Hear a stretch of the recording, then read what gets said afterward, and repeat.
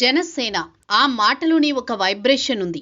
జనసేన ఒక పార్టీ ఎటువంటి అపజయాలు ఎదుర్కోవాలో చవిచూసింది. వాటి నుంచి గుణపాఠాలు ఎలా నేర్చుకోవాలో చెప్పింది. విజయాన్ని ఎలా అందుకోవాలన్న విషయాన్ని చాటి చెప్పింది.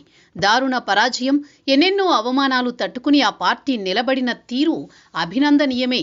అయితే పుష్కర కాలంలో ఆ పార్టీకి ఎదురైన పరిణామాలు కొత్త రాజకీయ పార్టీలకు ఒక మార్గదర్శనం. 2014 మార్చి 14న హైదరాబాద్లోని హెచ్ఐసిసి వేదికగా కాంగ్రెస్ హటావో దేశ్ బచావో అన్న నినాదంతో పవన్ జనసేన పార్టీ స్థాపించారు. కేవలం అధికారం కోసం కాదు, సమాజంలో మార్పు కోసమే అని పవన్ సగర్వంగా ప్రకటించారు. ప్రశ్నించే గొంతుగా ఆవిర్భవించిన జనసేన ఇంతింతై వటుడింతై అన్నట్లుగా ఎదిగిన తీరు మాత్రం అభినందనీయం, ఆదర్శనీయం. ఏదైనా రాజకీయ పార్టీ అధికారమే పరమావధి అని చెబుతుంది. కానీ పవన్ ప్రజల కోసం ప్రశ్నించే గొంతుగా మారుతానని చెప్పుకొచ్చారు.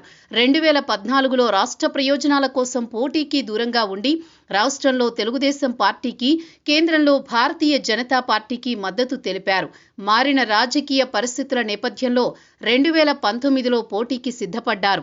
డిజాస్టర్ ఫలితాలు 2 చోట్ల ఓటమితో కుంగిపోలేదు.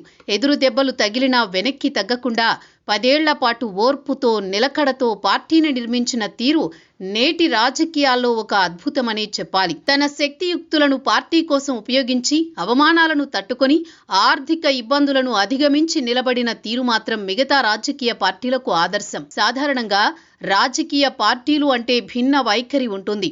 ఎప్పటికప్పుడు భావజాలం మారుతూ ఉంటుంది. కానీ జనసేన మాత్రం స్పష్టమైన భావజాలంతో ముందుకు సాగుతోంది.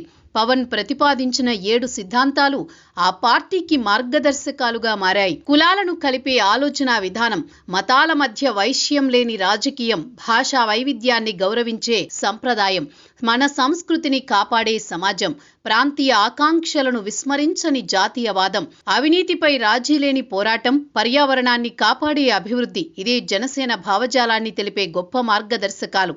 పవన్ కళ్యాణ్లో గొప్ప జాతీయవాదం ఉంటుంది.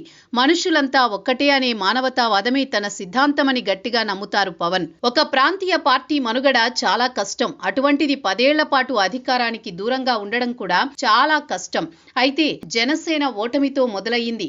నిత్యం ఓటముల పొలకరిస్తూనే ఉన్నాయి. అయినా సరే వెన్ను చూపలేదు. తనకెందుకు ఈ గొడవ అంటూ తిరిగి సినిమా లోకంలోకి వెళ్ళిపోలేదు. ఒకప్పుడు కేవలం ఒక సినీ నటుడిగా చూసిన వారే పవన్ను ఒక పరిణితి చెందిన నాయకుడిగా ఒప్పుకుని గౌరవిస్తున్నారు.